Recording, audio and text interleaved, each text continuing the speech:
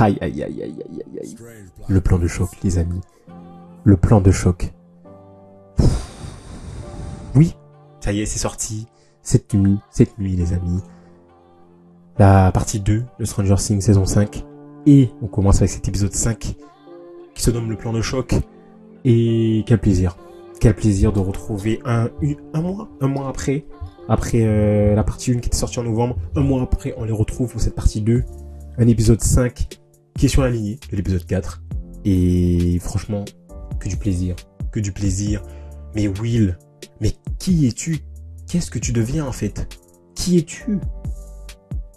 Après, on comprend. Parce qu'il est relié à la ruche. Il est relié avec Nan, donc forcément il y a des choses qu'il peut faire. Mais là, qu'on le voit faire ce genre de truc, c'est fort. Les amis, spoilers, parce qu'il y aura des spoilers dans cette vidéo.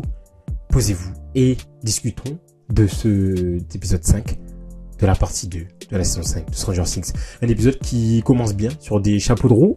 Moi j'ai bien aimé les relations de personnages là dans cet épisode, surtout des personnages en particulier. On est sur un épisode où l'intrigue elle avance doucement, mais en fait on travaille vraiment la psyché et le relationnel entre les personnages et Will évidemment.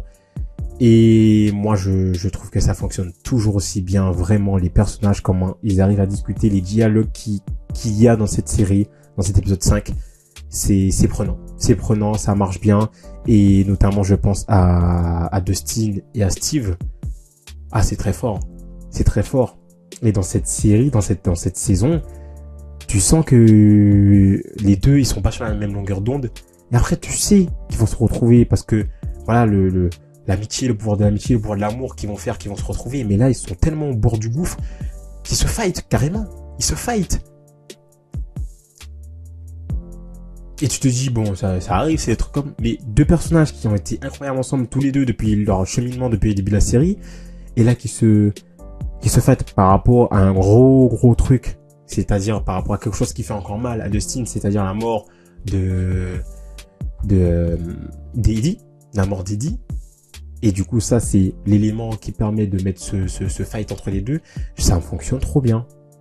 Ça fonctionne trop bien. Et moi, je prends plaisir à voir ça, à voir les personnages, comment ils arrivent à ne plus se comprendre et à se comprendre. Non, vraiment, vraiment comment les dialogues qui sont travaillés dans cette série, c'est une masterclass. C'est une masterclass et moi, je kiffe. Et puis, là, on part sur quelque chose d'assez ambitieux par rapport au plan, qui est le plan de choc.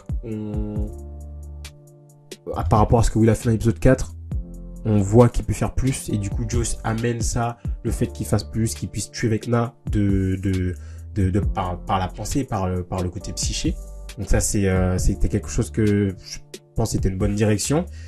Et quand il arrive à faire ce qu'il a fait là, ce qu'il a fait avec les Démogorgons et ce qu'il a fait sur Vecna, waouh, putain, mais Will c'est vraiment le big sorcier quoi.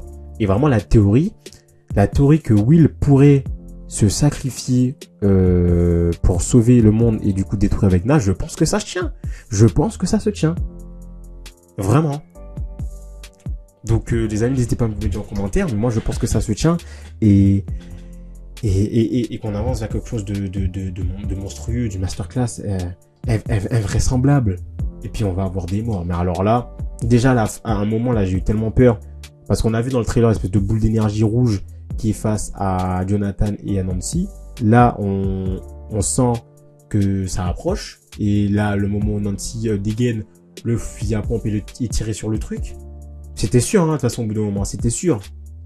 Dustin qui dit non, ne faites pas ça, mais ils n'entendent pas et du coup, ils le font. Et là, boum, noir. Ah, moi, j'ai peur pour eux, hein. J'ai peur pour eux, hein. En plus, Dustin qui dit que vous allez mourir. Aïe, aïe, aïe, aïe, aïe, ça sent pas bon. Ah, ça pue. Ça pue. Oh là là là. Mais ouais, un épisode franchement très intéressant, posé. Il n'y a pas énormément d'action et on a un peu tous les groupes, qu'on retrouve un peu tous les groupes. Ça c'était un peu intéressant. Pareil, le groupe de Hopper, Eleven et Kali, je crois c'est ça, 8. C'est cool ça aussi parce qu'on a eu un peu plus de développement sur Kali du coup. Donc ce qui est bien, c'est que dans la série, ils arrivent quand même à développer les personnages qui ont été un peu développés dans les anciennes saisons. Par exemple, Kali qui était développé dans la saison 2, ben là on a un peu par rapport à des flashbacks son histoire qui continue, qui continue de s'écrire dans cet épisode. Et franchement, c'est intéressant parce que ça permet de comprendre d'où elle est partie et pourquoi elle en est arrivée là, dans cet endroit où elle est dans une combinaison blanche, où elle est un peu prisonnière. Donc on a du contexte et ça c'est intéressant pour le spectateur, ça nous permet de comprendre mieux. Mais pourquoi est-ce qu'elle est là? Qu'est-ce qu'elle va faire? Qu'est-ce que pour l'instant on n'a pas trop de direction par rapport à ça? On suppose que c'est pour aider Eleven à combattre Vecna parce que d'ailleurs Eleven lui demande. Mais je sais pas, il y a un truc qui me fait me dire que peut-être qu'elle va pas vraiment aider Eleven et au contraire elle pourrait même être un élément perturbateur. Je sais pas, hein, je vous avoue, je sais pas pourquoi je pense ça. Hein. Mais la manière, le dialogue là entre Eleven dans l'église entre Eleven et elle, et surtout comment ça se termine, c'est un peu, il y a un peu des petites choses qui sont semées et qui me font me dire que c'est bizarre. C'est bizarre et elle est pas si peut-être Kali, elle est pas si gentille que ça en tout cas dans cette saison. Donc à voir, on verra bien. Mais en tout cas, ouais, l'épisode il est intéressant parce que ouais, on a des nouveautés par rapport à certains personnages comme Kali, etc. Et on apprend un peu plus sur Vecna par rapport aux enfants. Le fait que, on apprend un peu plus rapidement. Le fait que voilà, il a son plan, que il veut entre guillemets arriver dans le monde. Enfin, comment dire, faire rentrer son monde, le monde de l'Upside Down, dans le monde réel.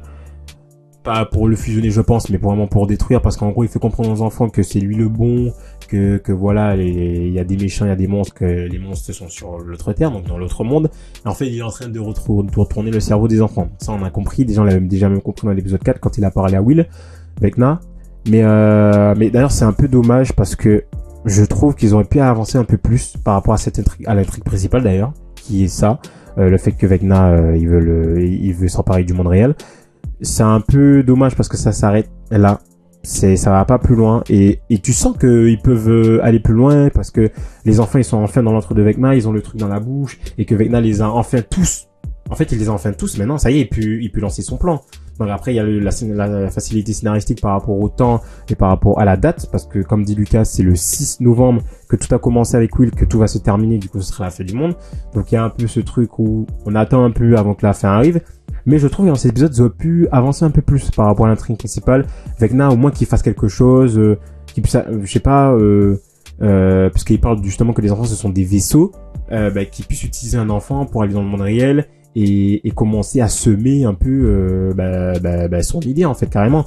Et là, on n'a pas trop eu ça dans cet épisode, donc c'est un peu dommage. On est vraiment resté un peu en retrait. Et c'est dommage, donc j'imagine qu'on aura plus dans l'épisode 6.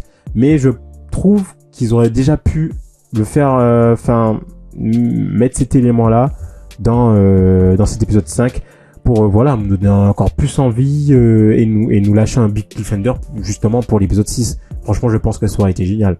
Mais voilà les amis, on n'a pas eu et je pense que l'épisode 6 qui s'appelle S'échapper de Camazotz va être plutôt intéressant parce que d'ailleurs on a suivi Oli et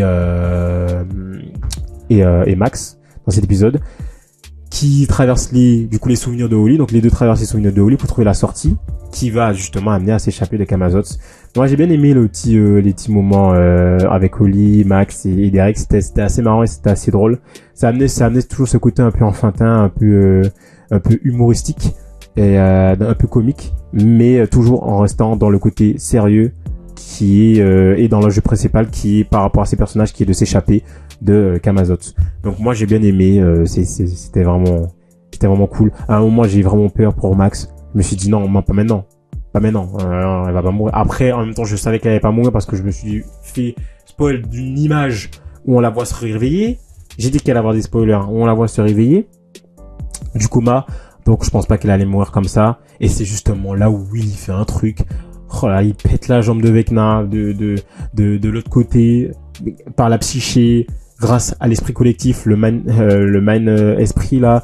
Oh là là là là. Non, c'est magnifique. C'est magnifique, c'est beau, c'est grandiose. Là pour l'instant l'épisode 5, c'est très fort parce qu'on est vraiment sur la ligne épisode 4, c'est très fort. C'est tout hein, c'est tout doucement, c'est tranquille, ça prend un peu son temps, mais il y a des choses vraiment très cool. Ah ouais, avec Vecna, lorsqu'ils traversent les souvenirs, Max et Oli, quand ils traversent les souvenirs, quand ils récupèrent l'espèce de Démogorgon justement pour permettre à Will de retrouver ses pouvoirs, donc d'être connecté à à l'esprit de la ruche pour pouvoir faire ça avec Na. Non, vraiment, il y a des trucs vraiment cool. Il y a des trucs vraiment cool. Et j'espère que on va avoir une finalité très très forte et qui va nous surprendre. En tout cas, moi, c'est tout ce que j'attends, c'est que je sois surpris. Et pour l'instant, je dirais pas que je suis surpris, mais je suis plutôt bien embarqué dans cette aventure, les amis. Je sais pas pour vous, mais moi, je suis plutôt bien embarqué dans cette aventure de Stranger Things, saison 5, partie 2, volume 2, comme vous voulez.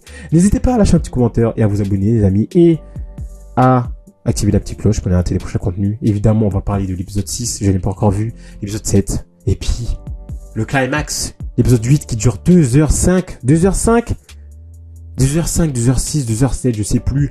Waouh, punaise, si ça pouvait être clairement au cinéma cet épisode, ce serait une masterclass. Bref les amis, on se retrouve très vite pour parler de l'épisode 6, l'épisode 7. Ah, j'ai hâte. On se retrouve pour une nouvelle vidéo les amis. Ciao tout le monde.